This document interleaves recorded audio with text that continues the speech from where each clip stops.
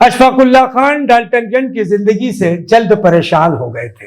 انہوں نے کسی غیر انگریز ملک میں جانے کا قصد کر لیا تھا. وہ ڈالٹن گنج سے دلی آئے اور دلی میں انجینئرنگ کی تعلیم حاصل کرنے کے بہانے پاسپورٹ حاصل کرنے کی کوشش کرنے لگے. اپنے ایام فراری میں وہ کچھ دنوں کے لیے لاہور بھی گئے تھے، جہاں ان کی ملاقات مشہور انقلابی کیدارناتھ سہگل سے ہوئی تھی، جنہوں نے کہا تھا اگر آپ چاہیں تو ہم آپ کو سرحد پار کرانے کا انتظام کر سکتے ہیں. لیکن اشفاق اللہ خان اب اپنا ارادہ بدل چکے تھے. انہوں نے برجستہ جواب دیا، جی نہیں، اب میں ہندوستان چھوڑ کر کہیں باہر جانا نہیں چاہتا. بھائی اس مقدمے میں کسی مسلمان کو بھی تو پھانسی پر چڑھنے دیجیے.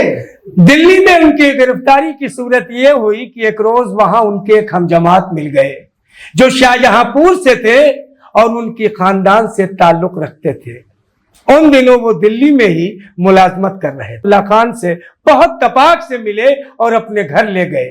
اس روز انہوں نے وہیں ان کے ساتھ کھانا کھایا اور تقریباً 11 بجے رات میں اپنے گھر واپس آئے. دوسرے دن 4 بجے اشفاق اللہ خان کو گرفتار کر لیا گیا. یہ واقعہ کاکوری واقعے کے 1 سال بعد 6 ستمبر 1926 کو پیش آیا تھا. حکومت خوش ہو گئی کہ HRA کا ایک اہم ممبر اور کاکوری ایکشن کیس کا ایک اہم ملزم گرفتار ہوا ہے.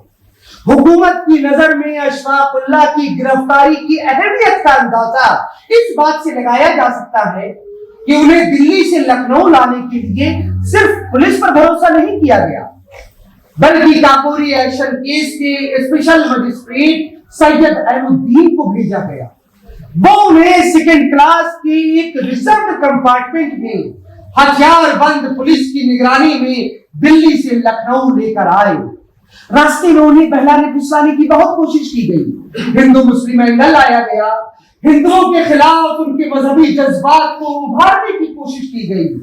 سرکاری گواہ بن کر معافی حاصل کر لینے اور مستقبل کو بہتر بنانے کے لیے سب سباق دکھائے گئے.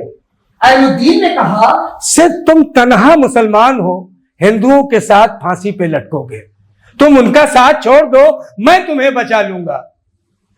لیکن اشفاق اللہ پر اس تر نظر کی ان باتوں کا کوئی اثر نہ ہوا.